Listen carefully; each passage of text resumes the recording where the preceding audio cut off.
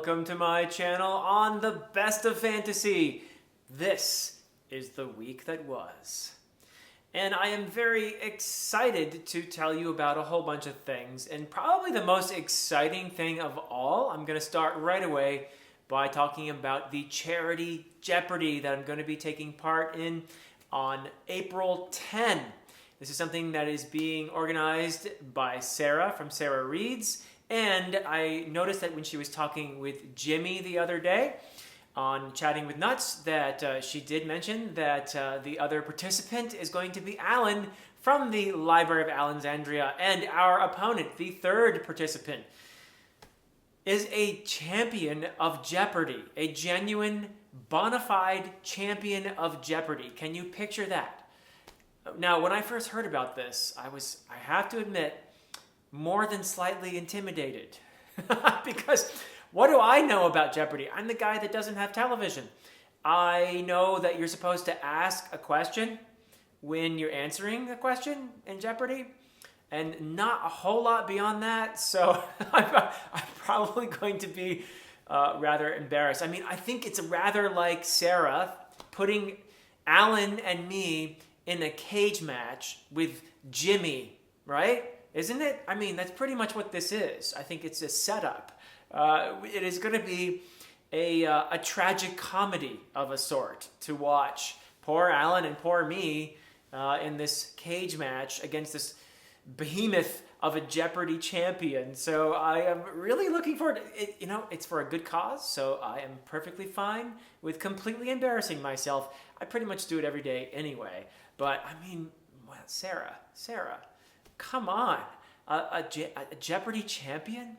So, and I thought to myself, okay, well, maybe Sarah's going to throw us a bone here, and maybe there'll be some categories that I know more about than this Jeopardy champion dude, right? So I said, yeah, Sarah, you should put some Old English category on there, an Old English category, medieval stuff. And she's like, yeah, actually, he's a medievalist.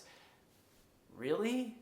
Sarah, come on. You're shaking my confidence here. So then I was thinking, all right, maybe, what do I know about that? Maybe he doesn't. Oh, I know, Malazan. Have a Malazan category, Sarah, please. Alan's read Malazan, and he's reading Malazan.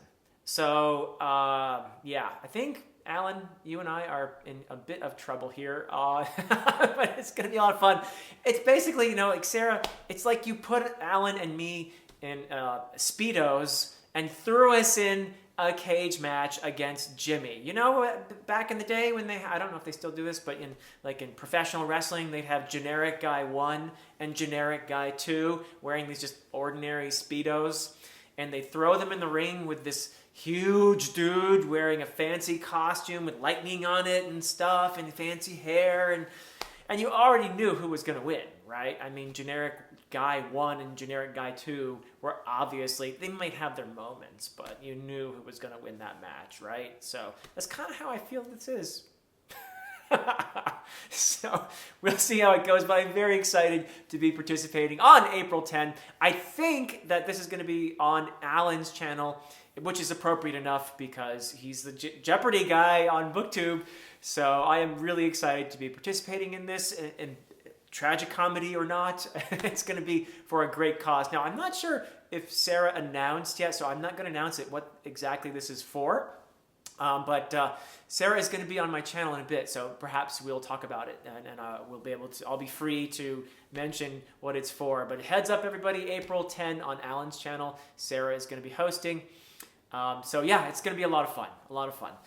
So what else do I want to talk about? What did I do on the channel? Well, I did my spring TBR, which is highly aspirational as always, but I'm always excited to kind of think about, what can I do next? What pile of books can I put here that will entice me to read week after week? And that's never a problem, finding enough books to do that. Never a problem finding enough books. The only problem is finding enough time to read them all. So, but I think I've been doing pretty well, actually, sticking to my goals. And yeah, we'll see what I do.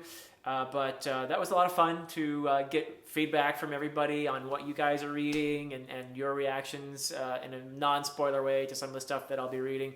So that was, yeah, a lot of fun. It's always fun to look into what our friends are reading here on BookTube. So yeah, lots of fun. And also I put out a video about what fantasy is. And it turns out to be a bit of a difficult task. In fact, in my video, which was, by the way, a reaction to A.P. Canavan's video on his channel, A Critical Dragon, where he sort of kind of talks about defining fantasy, but really he's focusing much more on portal fantasy in that video. But it's an excellent video. I highly encourage you to check it out. So I just sort of thought immediately, wow, this is the thoughts were coming, and I wanted to do a kind of reaction video in which I talked about. Actually, I wasn't really trying to define fantasy in that video. I wasn't trying to define it. In fact, the first thing I admit is I don't think I can, and it's a lot like poetry. So in my comparison to poetry, I mentioned how, there's no satisfactory definition of what poetry is. And I think fantasy is very similar. But there seem to be these things that we identify with poetry or fantasy. And I threw out 8 things that I thought, you find frequently in fantasy. So it was not a definition per se of fantasy. It was more of a, here are some of the elements you often find in fantasy, but don't necessarily find in a fantasy story. So not at all satisfying as a definition, but that's not what I was trying to do anyway. So, and then also Raph Bluetaxt made a great video response to both AP's video and my video, in which he talked about his thoughts on fantasy and what it is, and as a mode of literature, which is, of course, all literature to some degree or other is about exploring the human condition, and fantasy does it in a special way, and in a way that engages with the unreal, with things that are not in our world. And could not be, I'm probably mangling this, sorry, Raph, but things that cannot be brought about by technology per se. So that was a very interesting video. I had a great time watching his video as well. Highly recommend it. It's by Raph Bluetaxt. I'll put a link in the description below to that. So what else am I up to here? Well, there's some good reads here. I am just about finished with The City of Brass by S.A. Chakraborty, and I expect my review of this to be out next Thursday. So that's going to be a lot of fun. I am having a great time with this book, and yeah, I probably will finish it most likely tomorrow. So on the day you're seeing this, I hope to be finishing City of Brass, and I really enjoyed it. I have a lot of positive things to say about this book, which surprised me in really good ways. So I'm excited to talk about that, and hopefully hear from some of you guys who've read it. But I would encourage people already to go ahead and give this one a shot. For the setting alone is really cool, but also there's a lot of more good stuff in there. It's not just an interesting setting. There's a lot more to it that's done well, I think. So I'll talk about that in some detail when I do my review of City of Brass.